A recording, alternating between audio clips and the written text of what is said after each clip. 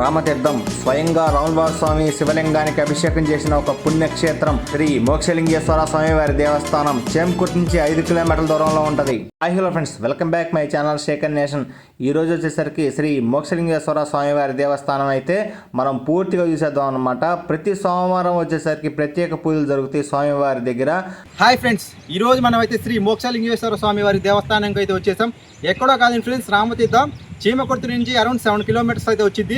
ఇక్కడైతే ఈరోజు కొలుపులు అయితే చాలా బాగా చేస్తున్నారు. వేరే ఊరు నుంచి చాలా మంది జనాలు అయితే వచ్చారు. మీరు ఒకసారి ఈ ఫుల్ లాగ్ మొత్తం స్కిప్ చేయకుండా చూడండి ఫ్రెండ్స్, చాలా అద్భుతంగా ఉండిద్ది. ఈరోజు ఎవరైనా ఈరోజు అయితే చాలా వెహికల్స్ లారీలు అయితే పూజ చేపిస్తున్నారు. మనం చూసుకోవచ్చు అక్కడ కొలుపులు అయితే చేస్తున్నారు ఫ్రెండ్స్, వేరే ఊరు నుంచి వచ్చి. ఈరోజు అయితే మనం ఫుల్ లాగ్ స్కిప్ చేయకుండా చూడండి. అక్కడ please subscribe my channel.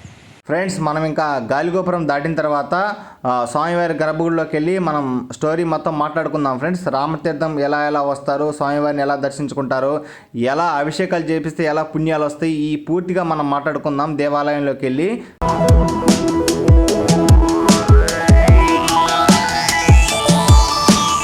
Friends, ఈ యొక్క రామతీర్థంలో ప్రతి సోమవారం వచ్చేసరికి స్వామివారికి ప్రత్యేక అభిషేకాలు అదేవిధంగా పూజా కార్యక్రమాలు నిర్వహిస్తారు. స్వామివారికి కానీ నీళ్ళతో అభిషేకం చేసి స్వామివారి గుడి చుట్టూ ప్రదక్షిణాలు చేసి దండం పెట్టుకుంటే అష్టైశ్వర్యాలు, ఆయురారోగ్యాలు, భోగభాగ్యములు స్వామివారు మనకైతే ప్రసాదిస్తారనమాట. స్వామివారి గుడి దగ్గరికి వచ్చి దండం పెట్టుకొని అభిషేకం చేపిస్తే చాలా అద్భుతమైన దేవాలయం, శివాలయం. ఈ యొక్క రామతీర్థంలో పూర్వంలో వచ్చేసరికి శ్రీ రాములవారి స్వామి వచ్చేసరికి ఒక బాణంతో ఒక కోనేరుని ఏర్పరిచి శివలింగానికి అభిషేకం చేశాడనమాట. అంత పుణ్యక్షేత్రం అనమాట ఈ యొక్క శ్రీ మోక్ష రామలింగేశ్వర స్వామివారి దేవస్థానం. ఇక్కడ గంగమ్మ తల్లి గుడి కూడా ఉంటుంది. ఈ యొక్క స్వామివారి గుడి దగ్గరికి అడ్రస్ ఎక్కడంటే చేమకుర్తి నుంచి 5 కిలోమీటర్లు నంద్యాల లైన్కి రావాలన్నమాట. అక్కడ ఆర్చి నుంచి రైట్ సైడ్ నుంచి లోపలికి వెళ్తే స్వామివారి గుడి దగ్గరికి అయితే మనం పోవచ్చు. ఇక్కడ వచ్చేసరికి చాలా సత్రాలు ఉన్నాయి, అదేవిధంగా స్టార్టింగ్లో బొంకులు అవన్నీ ఉంటాయి ఫ్రెండ్స్. ఈ యొక్క రామతీర్థంలో వచ్చేసరికి గంగమ్మ తల్లి కొలుపులు అయితే జరిగినాయి ఫ్రెండ్స్. ఇంకొక విషయం ఏంటంటే ప్రతి సంవత్సరం చైత్ర పౌర్ణానికి అయితే అమ్మవారి తిరునాళ్ళ మహోత్సవం చాలా అద్భుతంగా నిర్వహిస్తారు. మోక్షలింగేశ్వర స్వామి వారి గుడికి అయితే లైటింగ్ వేసి బ్రహ్మాండంగా చేస్తారు. ఇక్కడ వచ్చేసి కొత్త వాహనాలు కొన్నా కూడా అమ్మవారి గుడి ఎదురు పెట్టేసి వాహన పూజ అయితే నిర్వహించుకుంటారనమాట. ప్రతి ఒక్క కొత్త వాహనం కొనిన వాహనదారులు అయితే ఈ యొక్క చేమకుర్తి దగ్గర గంగమ్మ తల్లి టెంపుల్లో వచ్చేసరికి కొలుపులు అదేవిధంగా పూజా కార్యక్రమాలు నిర్వహిస్తారు. ఎందుకంటే ఇక్కడ ఉన్న కోరిలన్నింటినీ కాపాడే ఒకే ఒక అమ్మవారు ఈ యొక్క గంగమ్మ తల్లి అన్నమాట. ఇక్కడ ప్రభలు కూడా కడతారు ఫ్రెండ్స్. ప్రతి సంవత్సరం తిరునాళ్ళ మహోత్సవం బాగా చేస్తారు. శివరాత్రి రోజు కూడా ఈ యొక్క దేవాలయాలన్నీ ఓపెన్ చేస్తారనమాట. తిరునాళ్ళ రోజు అయితే సత్రాలన్నీ ఓపెన్ చేస్తారు. అమ్మవారి గుడి చూడండి, చాలా అద్భుతంగా ఉంది.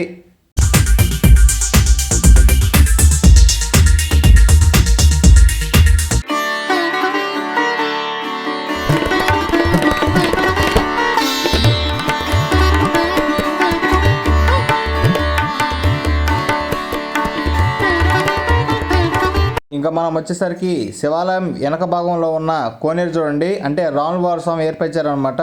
ఈ యొక్క కోనేరు వచ్చేసరికి ఈ చుట్టుపక్కల మొత్తం పూర్తిగా ఎడారనమాట. ఒక్క చుక్క కూడా నీళ్ళు లేవు. రాములవారి ఏర్పరిచిన ఈ యొక్క కోనేరుని మామూలుగా అయితే రామతీర్థం అంటారనమాట. ఈ యొక్క గ్రామం పేరు రామతీర్థం అని పేరు గాంచింది.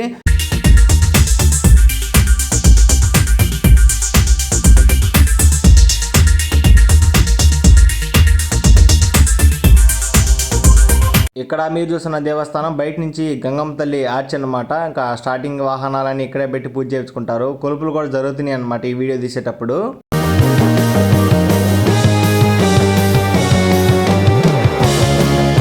ఇక్కడ వచ్చేసరికి రామతీర్థం ఆర్చిలోంచి లోపలికి వెళ్ళిన తర్వాత స్టార్టింగ్ నుంచే మనకి చాలా సత్రాలని కనపడతాయి అనమాట. శివరాత్రి రోజు అదేవిధంగా చైత్ర పౌర్ణమి రోజు తిరునాళ్ళ సమయంలో అన్ని సత్రాలన్నీ ఓపెనింగ్ చేస్తారనమాట. ప్రతి ఒక్క సత్రంలో అన్నదాన కార్యక్రమాలు జరుగుతాయి. ఈ యొక్క రామతీర్థంలో తిరునాళ్ళ మహోత్సవం రోజు అయితే చాలా అద్భుతంగా చాలా మంది జనాలు అయితే వస్తారనమాట. ప్రతి సంవత్సరం ప్రభలైతే గట్టి చాలా అద్భుతంగా చేస్తారు. పౌర్ణమి రోజు, చైత్ర పౌర్ణమి రోజు అంటే బాగా ఎండాకాలంలో వస్తుంది అనమాట. చేమకుర్తి రామతీర్థం తిరునాళ్ళ మాత్రం మామూలుగా ఉండదు. ఈ యొక్క రామతీర్థంలో చుట్టుపక్కల కొండల మధ్య నేచర్ అనేది చాలా అద్భుతంగా ఉంటుంది అనమాట. ఇక్కడ ఆవులు కూడా ఉంది, గోశాలు కూడా. ఈ యొక్క రామతీర్థంలో రిజర్వాయర్ ఉంది. అదేవిధంగా కాలం నుంచి డైరెక్ట్గా ఒంగోలు వెళ్తాయి అనమాట నీళ్ళు వచ్చేసరికి. ఈ లైన్ వచ్చేసరికి ఇంకా మోల్ టర్నింగ్ తిరిగితే శ్రీ మోక్షలింగేశ్వర స్వామి వారి గాలిగోపురం అయితే మనకు కనపడుద్ది. కొండ పైకి కానీ ఎక్కి కానీ మనం వీడియో తీస్తే మొత్తం దేవాలయం మొత్తం కనపడుతుంది అన్నమాట.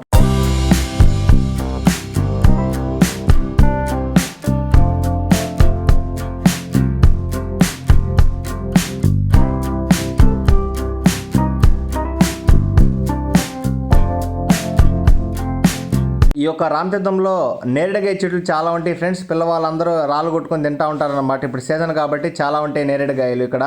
ఈ యొక్క రామతీర్థంలో రామవారసం గుడి పక్కనే గోశాల కూడా ఉంటుంది ఫ్రెండ్స్. ఈ యొక్క ఆవులకి తినడానికి ఏమైనా పెడితే చాలా పుణ్యం అన్నమాట. గోశాలలో చాలా అద్భుతమైన ప్రదేశం, లొకేషన్స్ కూడా అదిరిపోతాయి ఈ యొక్క రామతీర్థంలో. ఈ యొక్క సింగల్ ఆవు చూడండి మన సైడ్ ఎలా చూస్తూ ఉందో. ఇక్కడ మామూలు కొద్దిగా ముందుకు వస్తే ఇక్కడ మనకి సాయిబాబా మందిరం ఉంటుంది. సాయిబాబా మందిరం పక్కనే మనకి శివాలయం ఉంటుంది, ఆంజనేయ స్వామి గుడి ఉంటుంది. ఇక్కడ చాలా దేవాలయాలు ఉంటాయి అన్నమాట. ప్రతి ఒక్క వారం ఇక్కడ ఉన్న అన్ని దేవాలయాలకి పూజా కార్యక్రమాలు చాలా అద్భుతంగా నిర్వహిస్తారు. ఇక్కడ మీరు చూస్తున్న సాయిబాబా మందిరం వచ్చేసరికి మొన్న పోయిన గురు పౌర్ణానికి చాలా అద్భుతంగా అన్నదాన కార్యక్రమాలు నిర్వహించారనమాట. ఇంకా రామవారసం గుడి దగ్గర అయితే ప్రతి శ్రీరామనవమికి కూడా పూజా కార్యక్రమాలు చాలా అద్భుతంగా జరుగుతాయి.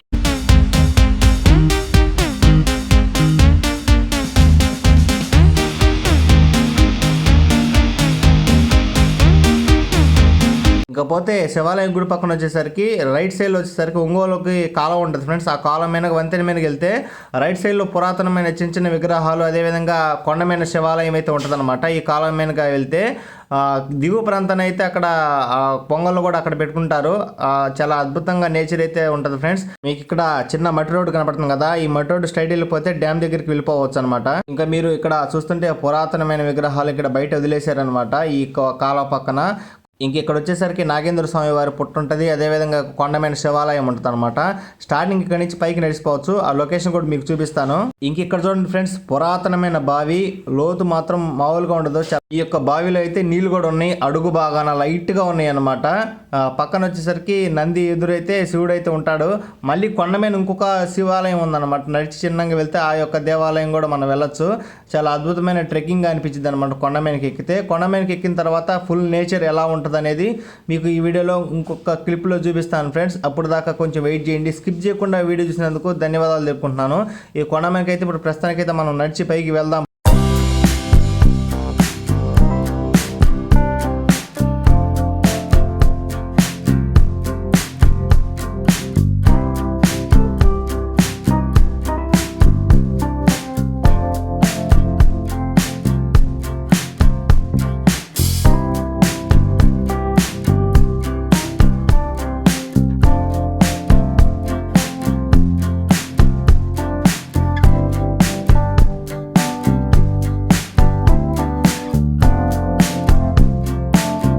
ఇకపోతే చిన్నగా నడిచి కొండ మీదకి వచ్చిన తర్వాత అసలు అలుపు మామూలుగా లేదు అనమాట. అసలు శ్వాస తీసుకోవడానికి కూడా ఇబ్బందిగా ఉండేటట్టు కొండ అయితే ఉంటుంది ఎత్తుగా. ఇక్కడ చూడండి ఫ్రెండ్స్, చిన్న దేవాలయంలా కనపడుతుంది కదా, ఆ యొక్క దేవాలయమే శ్రీ మోక్షలింగేశ్వర స్వామి వారి గాలిగోపురం అనమాట. లొకేషన్ అయితే అడవి మామూలుగా ఉండదు ఫ్రెండ్స్. రామతీర్థం చూశారు కదా, రామతీర్థం ఫుల్ లాగ్ వచ్చేసరికి నేచర్ పరంగా చాలా అద్భుతంగా ఉంటుంది ఈ యొక్క దేవాలయం అనమాట. ఒకసారి అయితే పైన కొండ మీద లాంగ్ షూట్ అయితే చూడండి. మళ్ళీ కొండ మీద వచ్చేసరికి ఇంకొక శివాలయం చూపిస్తానని ముందుగా చెప్పాను కదా, అదే ఈ యొక్క శివాలయం. చాలా అద్భుతమైన కొండల మధ్యలో మొగులకొండ వాటర్ ఫాల్స్ అటుపక్క ఉండే అనమాట. అది ఇంకొక వీడియో నేను పోస్ట్ చేశాను. సో ఫైనలీ ఇంకా లైక్ చేయండి, షేర్ చేయండి, సబ్స్క్రైబ్ చేసుకోండి.